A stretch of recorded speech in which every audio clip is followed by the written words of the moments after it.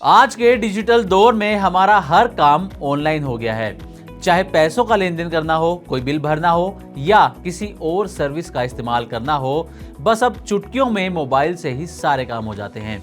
लेकिन जैसे जैसे डिजिटल लेन देन की रफ्तार बढ़ी है, वैसे वैसे ऑनलाइन धोखाधड़ी के मामले भी तेजी से बढ़ते हुए नजर आए हैं। और अब इसी बीच एक नया खतरा सामने आया है और ये खतरा है म्यूल अकाउंट्स का। दरअसल म्यूल अकाउंट्स अब देश में डिजिटल धोखाधड़ी का एक बड़ा जरिया बन चुके हैं। साइबर अपराधी इन खातों का इस्तेमाल चोरी किए गए पैसों को एक जगह से दूसरी जगह भेजने के लिए करते हैं। इससे पैसों का असली सोर्स भी छिपा रहता है और अपराधी का नाम भी सामने नहीं आता। अगर सरल भाषा में समझाने की कोशिश करें तो म्यूल अकाउंट ऐसे अकाउंट होते हैं जिनका इस्तेमाल काले धन को सफेद करने के लिए किया जाता है।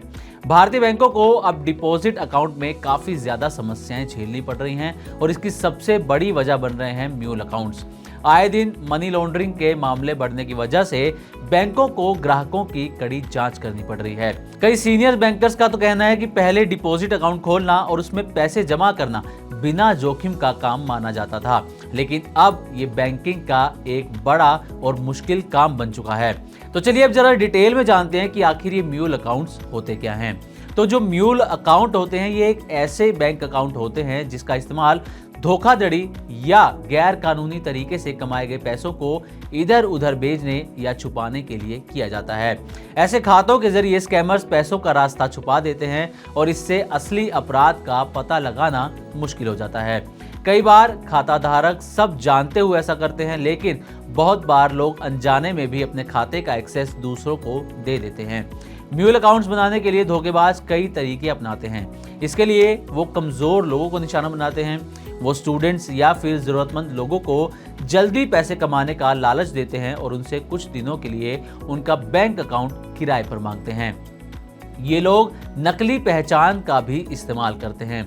कई म्यूल अकाउंट्स के लिए चोरी हुए पैन कार्ड, आधार कार्ड या फर्जी डॉक्यूमेंट्स का इस्तेमाल किया जाता है। इसके अलावा साइबर अपराधी छोटे छोटे डिस्पोजेबल नेटवर्क भी बनाते हैं।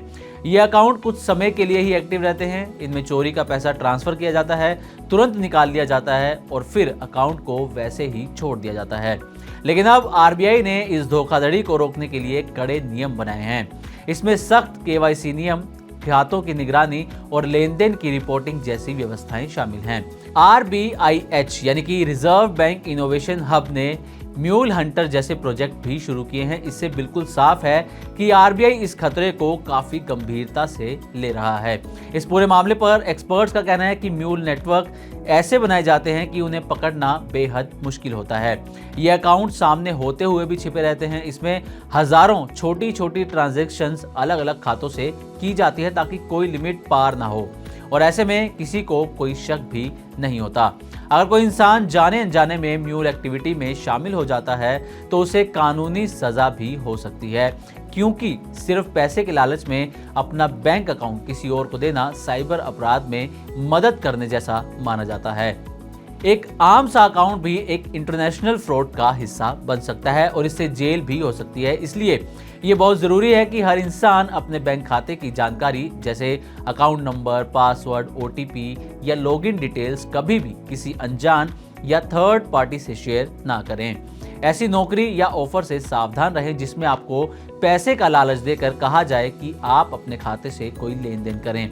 अपने खाते की ट्रांजैक्शंस को समय समय पर चेक करते रहें और अगर कोई शक की बात लगे तो तुरंत बैंक को जानकारी दें। इसके अलावा सही जानकारी के लिए भरोसेमंद सोर्सेज से जुड़े रहें। आजकल बैंक और सरकारी संस्थाएं सोशल मीडिया, वीडियो और इन्फ्लुएंसर्स के जरिए लोगों को अवेयर कर रही हैं ताकि सभी को म्यूल फ्रॉड का खतरा समझ आ सके। तो सतर्क रहें, तभी आप और आपका पैसा सुरक्षित रहेगा। तो उम्मीद करते हैं कि हमारी तरफ से म्यूल अकाउंट्स पर दी गई जानकारी आपको अच्छी लगी होगी। इसी तरह की और भी वीडियोस के लिए देखते रहे मनी9 और सब्सक्राइब करें हमारा चैनल। साथ ही बिजनेस और पर्सनल फाइनेंस से जुड़े तमाम खबरों को आप हमारी वेबसाइट money9live.com पर भी पढ़ सकते हैं।